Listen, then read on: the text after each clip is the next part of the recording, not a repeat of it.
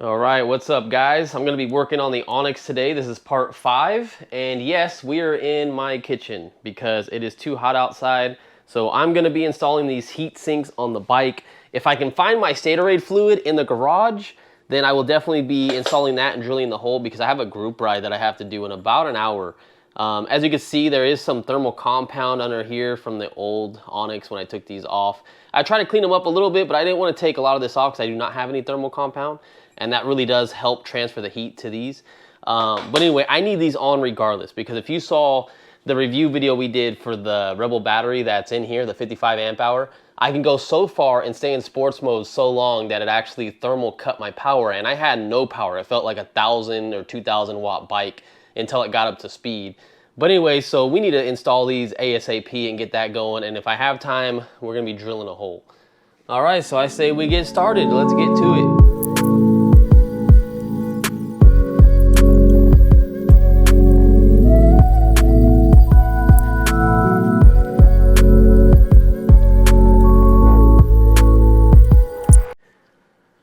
All right, well that wasn't too bad. They're not tightened down yet. What I wanted to tell you is if you guys do this, you definitely need small hands. So if you have some big fingers, it's gonna be really hard to get to these little nuts right here.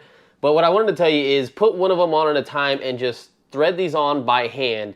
Just push this down and then go to the next one and make sure you tighten them tight enough so they don't come off like that. But basically what I want to say is if you hand tighten all of them, you can get them all wrapped around. Once you start actually cinching them down and then trying to move them, it gets a lot harder. So it makes it easier just to kind of move it around on the wheel. But anyways, I'm going to get this all tightened up and ready to go, and then I'll look for my Statorade fluid. All right, I am completely finished. I want to give you guys a little tip if you are going to put some heat sinks on here and you might have some big hands. Even if you have small hands, this helps too. But see this little connection right here, or maybe this one's a little bit easier. What I do is I make it easier for me. So after I get them all hand tight, I just slide this heat sink so these match up to this little hole right here because it makes it easier for me to get a wrench right here and a wrench on the other side.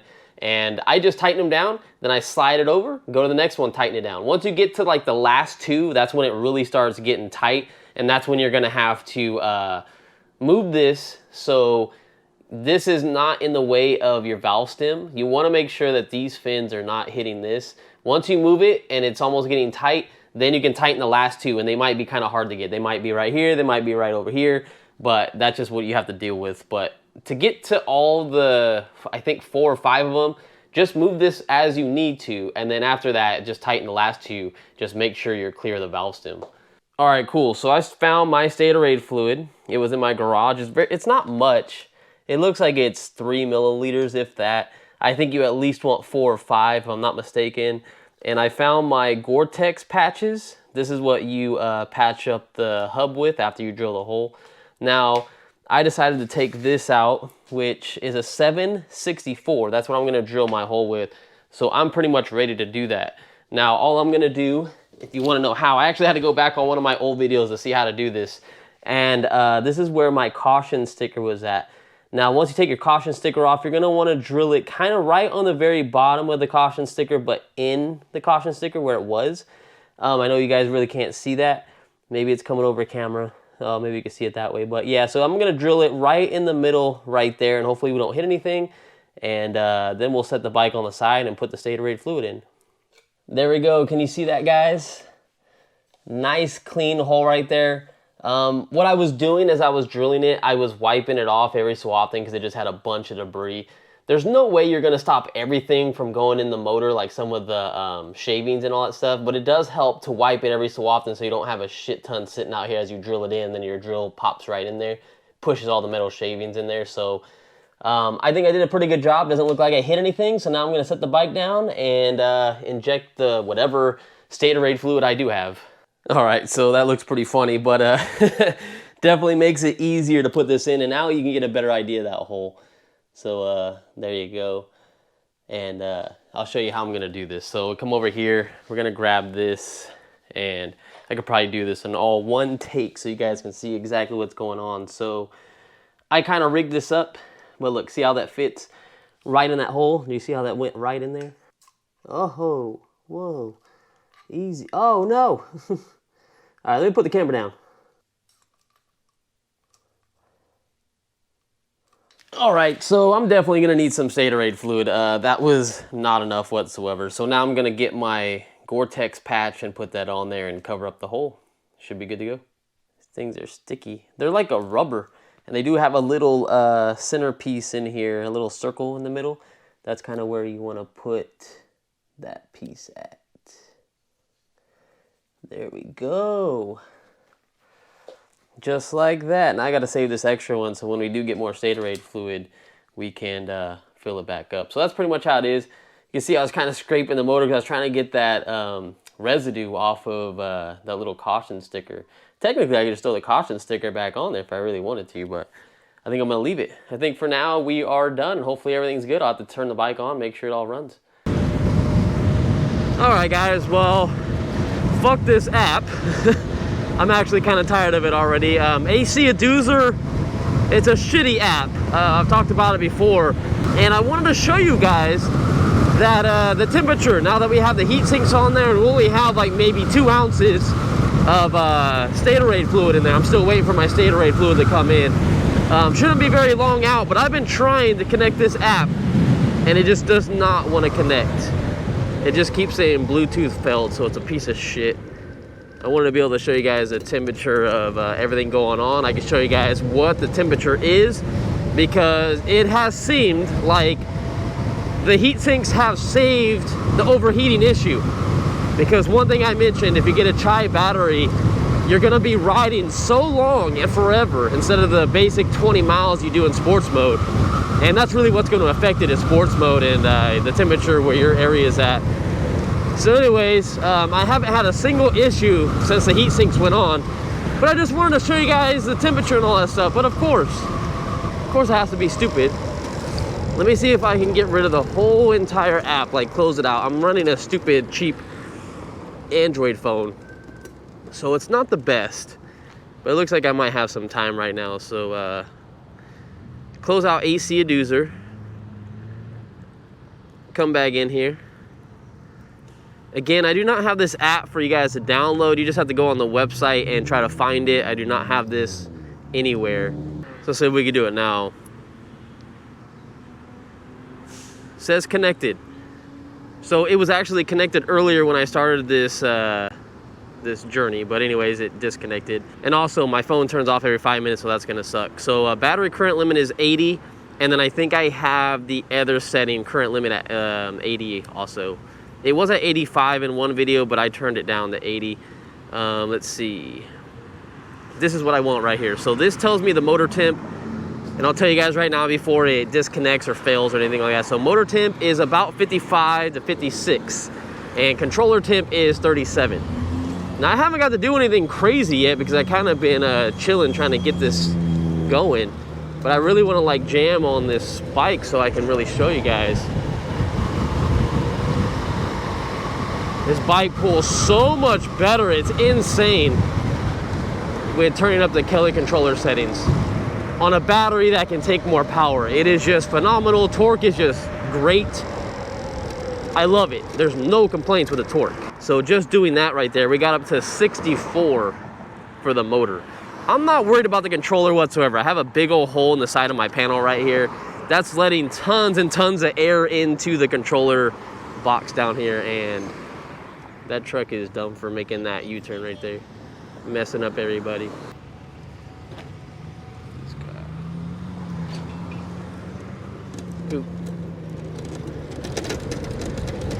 That guy didn't really leave any room for the car that was behind me, idiot. But oh well. This is about a temperature test, not driving around here.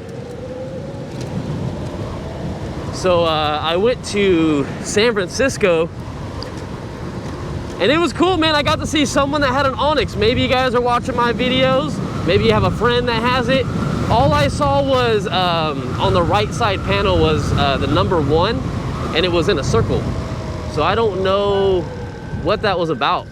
I don't know if that's someone that watches my channel or what, but I was trying to catch up to him. I was on a little scooter that only did like 15 miles an hour, so I couldn't catch up. He was jamming in traffic, and the light was red, but I just did not catch up to him. But if you're watching this video, I saw you in San Francisco. I think you were by like Pier, it was a little bit after Pier 39, probably like Pier 20 or something like that, but definitely saw you mobbing out there, man. You were jamming. All right, so quick update. It's bouncing in between 70 and 71 degrees on the motor. If I'm not mistaken, and I could be completely wrong, but I think after like 120 or 110, that's when it goes into a protection mode and it limits your power. Not 100% certain, but I know it's something after 100. But this video was basically just to show you really quick. You shouldn't be afraid to drill holes into your Onyx motor. Just look for your caution emblem and drill the hole exactly where I said to drill it. Now, when I was saying to drill it at the bottom of the caution emblem, that's because the last time I did it, I actually had the motor flipped up the opposite way. So if your caution logo is on the very top of the motor, depending on where you put your bike at, you're gonna wanna drill it on the bottom of it. But if you had the caution emblem on the very bottom of the wheel and you're drilling it underneath, then you're gonna do it on the very top of that caution logo. So that's pretty much what I meant when I was talking about drilling the hole. But just go back on the video, just check it out and you'll see exactly what I meant. I didn't have any issues. Obviously my bike is running perfectly fine and it definitely helped me on my group ride the other day. All right, so I wanted to touch my phone just to make sure it doesn't fully turn off. I'm loving this new battery though, man. New battery is sick. I'm trying to give you some hard hits and pulls so we can get that temperature up there because I'm almost about to be at work. So we're at 86 right now, 88, 89. Trying to jam on it. Let's go, Igloo guy. We're at 90. It does take a little bit, like once you start getting up there in the temperature, it does take a little longer to go up and go up. So don't be afraid that like when you get on your bike and it says like 30 or 40 and it goes instantly to like 80 or 90, it's gonna happen. It has a normal operating temperature. It's gonna get up there in temperature. It just, you wanna prevent it from going up and going up and going up.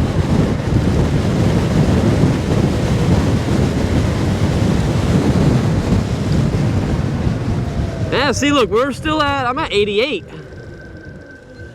So it's not too bad. Good lady. Idiot people, man. People are stupid. She's still like right behind me. She's so dumb, man.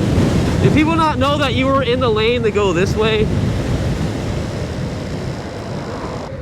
We're at 103. It definitely went up. Definitely is going up. 107.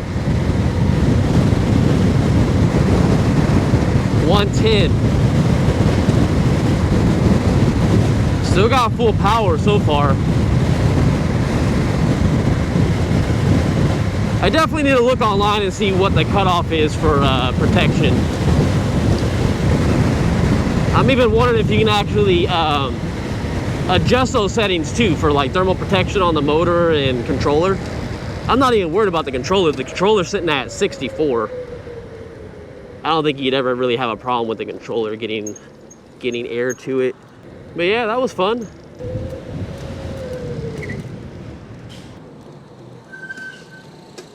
What's up? What's up, man? It's been a long time. If I can't remember, we'll hook up the phone again and we'll go through the temperature and see how it is at night. Because it's going down dramatically now that we're not on it. I think now it's saying 97. So, see you guys at nighttime. All right, guys, so it is nighttime. We got AC Dueser hooked up. Hopefully nothing bad happens to it. I wouldn't be surprised if it disconnects from us because I just have so many issues with the app like we were talking about earlier. But if you guys can see the screen, I'm hoping you guys can. Motor temp is 28, 29. It keeps bouncing around. It's always going to keep moving. Controller temp is 9. So we got it in sports mode. And we're just going to see how it does. It's actually very nice out here. All right, already since we left work, we're at 45 on the motor. It's kind of crazy. That's just how it's gonna be. All right, so after doing probably just half a mile right there, we've got our temperature up to about 53 on the motor, and the controller is about 24. So nothing crazy, still very good. Like I said, it is nice out here. I mean, it's not cold or anything, and it's not hot. It's probably around the 80s, I would say. That's what it feels like. It's been like 105 last couple of days here, so at nighttime it gets cooler, but not that cold. I would say 75 to 80 is what we're working with right now. And I'm pretty much full throttle. I'm gonna try to keep it full throttle the whole time going home, just so we can get a better reading on this bike. Now, if you guys want to know a comparison from not having heat sinks to having heat sinks, they're not the best videos. There's some other people who have done videos on this, so if you search YouTube, you'll find them. But if you search for my channel, I've done tons of videos, probably over a year ago, probably a year and a half ago. When I installed them, I have a great video showing you guys how to install this stuff. I use my DSLR camera on some spots. Way better video than I did doing it this time, because I was just in a rush to do this one. But heat sinks do work, and I know I don't have like scientific information to show you guys like, hey, like this 100% works and this is the difference that I got. Oh, that was all glass right there. Shit, just ran all that over. But my old videos do show a little bit more information than what this one's gonna show, because I was going through the settings, going from 50%, 60, 70, 80, 90, and 100%. And I was showing you guys all the temperature that I kept going up and up and up. And they definitely work. But anyways, we were at 65 for motor temp. This same type of riding I did coming to work, even though it was probably about 100 or 98 out, it is definitely doing a lot better than it was coming to work. Of course, the ambient temperature is way different, but man, heat sinks really do make the difference. I'm not sponsored by the company or anything like that. I just highly suggest them. And oh, and another thing too is, as I was at work right now, is my Statorade fluid actually did come in today. So I'm gonna have that for you guys very soon. I might just do that by myself one of these days. All right, let's get on it and go. Oh God, I thought that was a bunny at first. Oh man, I left my turn signal on because it scared the shit out of me. So I'll probably be doing that by myself one of these days and just putting it in there, just so I can make sure that the Statorade fluid is doing its job to get the heat to the outside of the motor, so it goes to the heat fins. But we'll definitely be doing another trip with the Onyx, kind of going around town. You did see my last video, I didn't have any issues whatsoever. But I'll definitely do another one just to verify that we're not going to have any overheating issues anymore. I can't guarantee it's never going to overheat, because it really just depends on how you ride and how long your straightaways are, if you're ever going to be sitting at a stoplight or anything like that. But again, I've said it probably 5 times already. It definitely helps. And I'll put links in the description so you guys can find out where to order the stuff. I don't have a discount code, unfortunately, just because I don't work with any of these companies. And most of this stuff, if you're gonna want it for your Onyx, either your CTY2 or your Onyx RCR, or you can even do it on your Super 73 build, that 5,000 watt motor. You can put heat sinks on that stuff. Now, I don't think these same heat sinks work for that motor, because I think that motor is a little bit different in size. But you guys can definitely find heat sinks for it.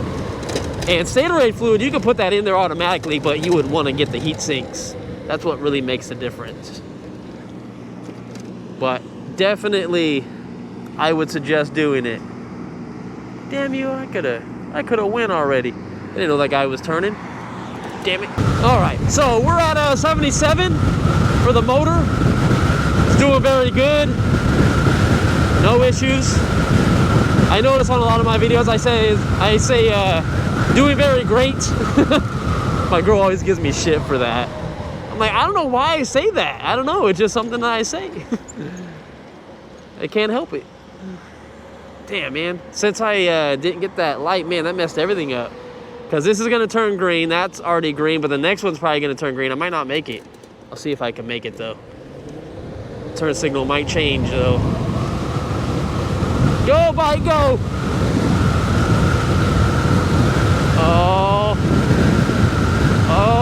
Oh, you mother. All right, so we are at 90. It's kind of crazy to think that it's already at 90 and it is not a hot day. Normally your motor temps will reach what the ambient temperature outside is.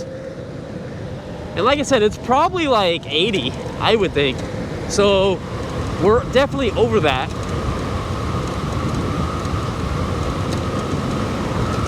All right, full throttle. But I mean, I am jamming on it the whole time, and we definitely got a battery that is pulling more power. And keep in mind, this is not stock power on the Onyx. Since we have the Kelly controller turned up to 80%, that's definitely going to make a difference. You guys should not need heat sinks if you have, if you're just rocking the stock power, which is like 55%. I think you guys would be okay. But it's still, I mean, it'd still be nice and convenient. You would keep your motor temps a lot lower, so I don't see why you wouldn't do it on any Onyx, depending on whatever power level you have. The main thing you need for the Onyx, and everyone knows it, you need motor strap, or battery straps, I'm sorry. Get Envision straps. I believe I have the 2-inch straps. You can get 3-inch straps, but the 1-inch straps are just way too thin. So I would definitely suggest a 2-inch or 3-inch. 2-inch works pretty good. Heat sinks are a must. And then you're gonna wanna switch out the on and off switch on the Onyx because a lot of people, there's brakes. So going to a domino throttle is actually a very good mod. Another good mod is the front fender. Definitely a very good mod, just in case you don't want anything splashing up on your face or getting all over the bike. That's a very good mod to have. And then you need a rear view mirror. Other than that, I mean, yeah, I did the suspension in the back of the Onyx. I mean, it didn't really change too much. I made it a little bit better, but the Onyx is still really rough regardless. But those are really all the mods you need. And crap, I forgot to touch my phone, so everything reset. But last I saw my phone, it was at 92. But it definitely did a lot better getting home than it did going to work. What did we hit, like 110 or 115, somewhere around there? So heat sinks do help. So I would highly suggest buying them. The links will be down in the description. I get no commission from it. It's just if you guys want to buy them, just trying to help you out. And if you guys want to see more information on like turning it up, changing settings and all that stuff, I made videos, like I said, 1.5 years ago. You guys can check those out. Not the best because the audio wasn't very great back then, but check them out. You'll like them. See you guys in the next one. Thanks for watching. Peace out.